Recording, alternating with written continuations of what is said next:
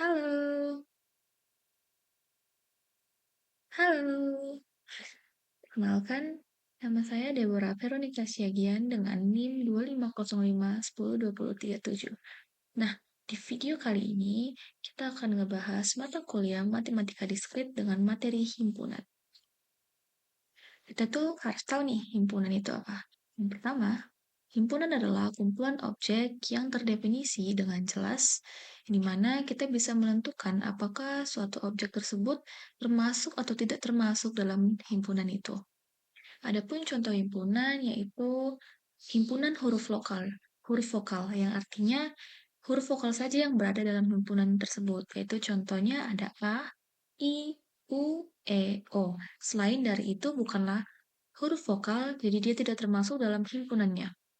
Contoh yang kedua, ada himpunan bilangan genap yang kurang dari 10, yang pastinya ada 2, 4, 6, dan 8.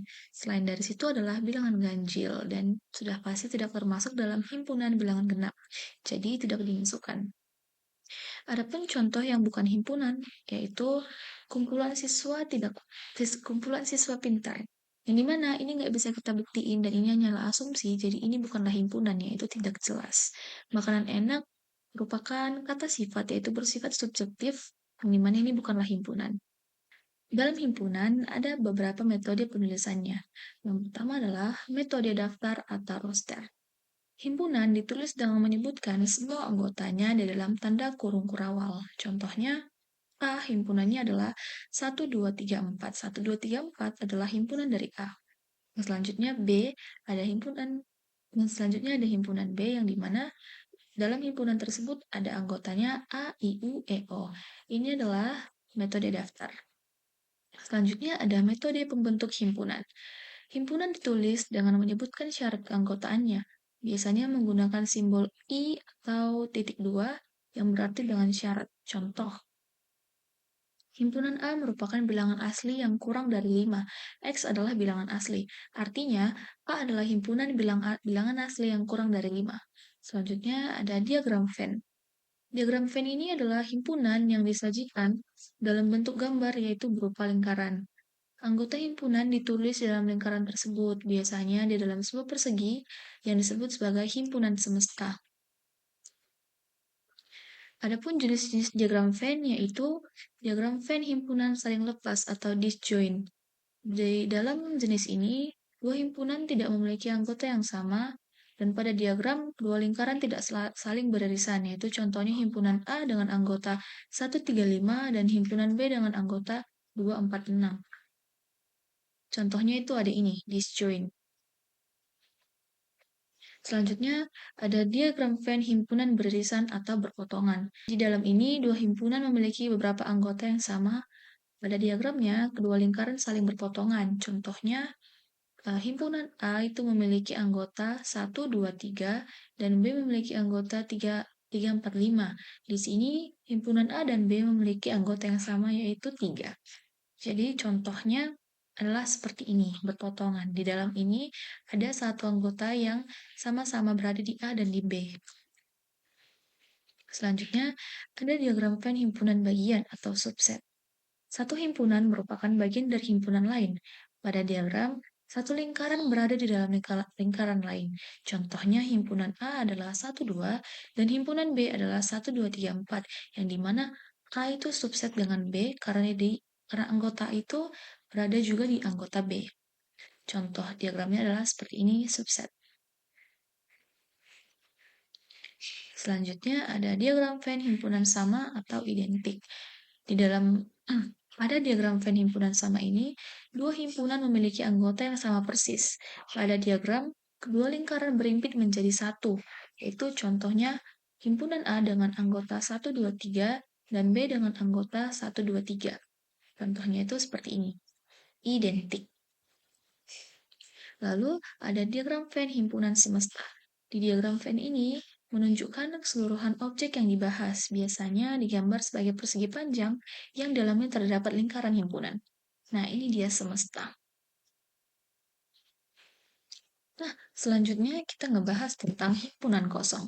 Apa itu himpunan kosong? Jadi, himpunan kosong adalah himpunan yang jumlah elemennya adalah 0.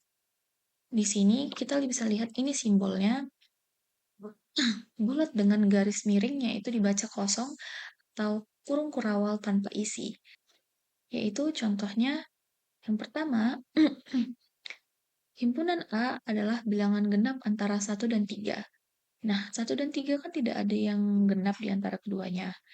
Jadi, tidak ada bilangan genap di antara 1 dan 3, maka A itu adalah himpunan kosong. Contoh selanjutnya ada himpunan B, yang dimana B adalah bilangan kurang dari 0 dan lebih dari 5. Tidak mungkin ada. Jadi, himpunan B adalah himpunan kosong. Selanjutnya, kita masuk ke relasi dan fungsi. Yang pertama, kita harus tahu apa relasi dan apa itu fungsi. Relasi adalah hubungan antara anggota himpunan satu dengan himpunan lain. Dan fungsi adalah relasi khusus di mana setiap anggota himpunan A hanya punya satu pasangan di B. Nah, adapun contoh relasinya adalah, contoh relasi misalnya A itu anggotanya 1, 2, 3, dan B anggotanya 2, 4, 6. Relasinya itu dikali 2, maka 1, 2, 2, 4, dan 3, 6. Adapun sifat-sifat relasi yaitu yang pertama ada relasi refleksif. Jadi, setiap anggota berpasangan dengan dirinya sendiri. Contohnya, himpunan A anggotanya 1, 2, 3. Maka relasinya adalah himpunan 1, 1, 2, 2, 3, 3. Jikalau misalnya 2, 3 itu tidak refleksif karena anggota berpasangan dengan dirinya sendiri. Selanjutnya, relasi simetris atau setangkep, yang dimana jika AB ada, maka BA juga ada. Jika ada 1, 2, maka harus ada 2 dan 1. Dan selanjutnya ada relasi transitif, yang dimana jika AB dan BC, maka C. Contohnya yaitu 1, 2, dan 2, 3, maka harus ada 1, 3. Nah, tadi kan kita sudah tahu tuh tentang relasi, maka kita lanjut ke fungsi. Jadi penjelasan fungsi sudah kita beritahu di awal. Maka langsung saja kita masuk ke contoh fungsi. Contoh fungsi itu adalah himpunan A dengan anggota 1, 2, 3, dan himpunan B dengan anggota 2, 4, 6.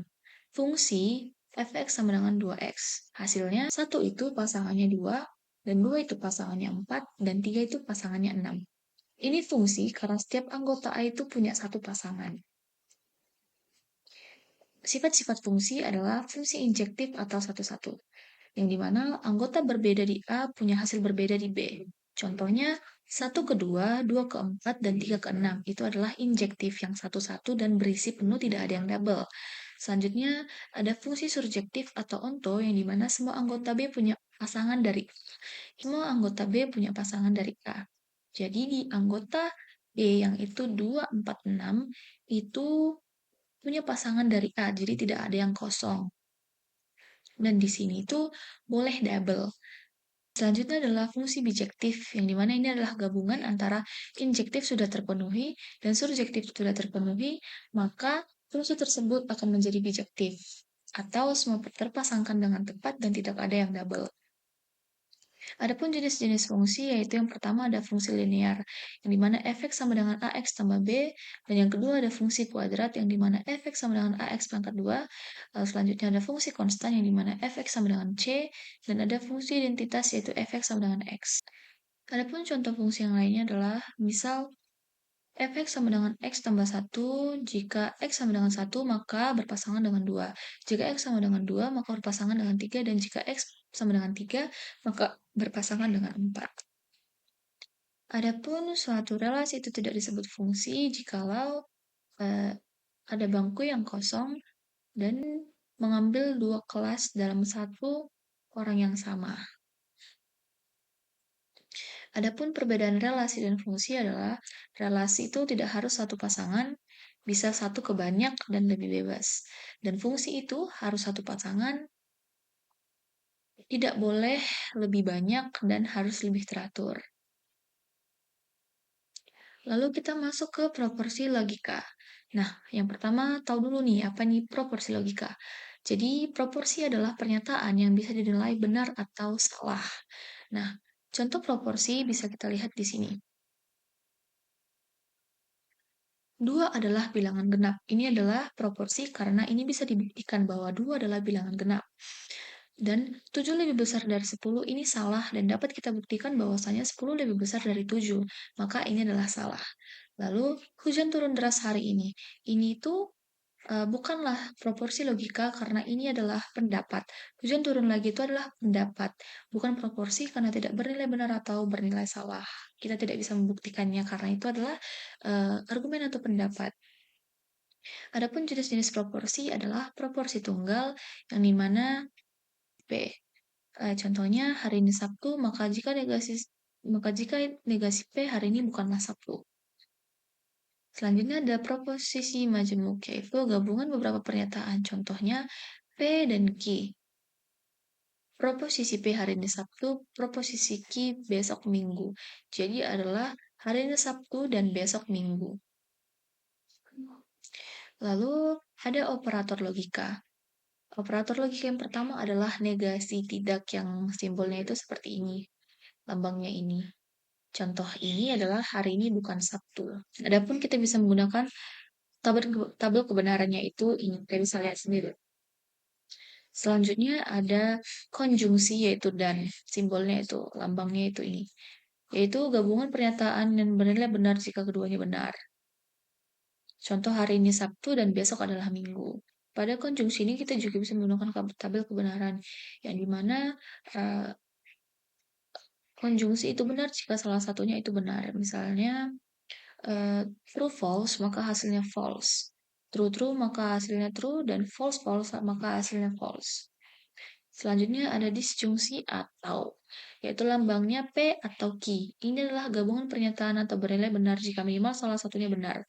Yang itu hari ini Sabtu atau besok Minggu. Nah, selanjutnya ada implikasi yaitu jika maka. Lambangnya adalah seperti ini. Jika P benar dan Q salah, maka bernilai salah. Contohnya, jika hari ini Sabtu, maka besok Minggu. Selanjutnya ada implikasi atau jika maka, di mana lambangnya itu P, maaf ini salah, harusnya dia panah belakang dan panah depan. Jika P benar dan Q salah, maka bernilai salah. Selanjutnya ada implikasi jika dan hanya jika.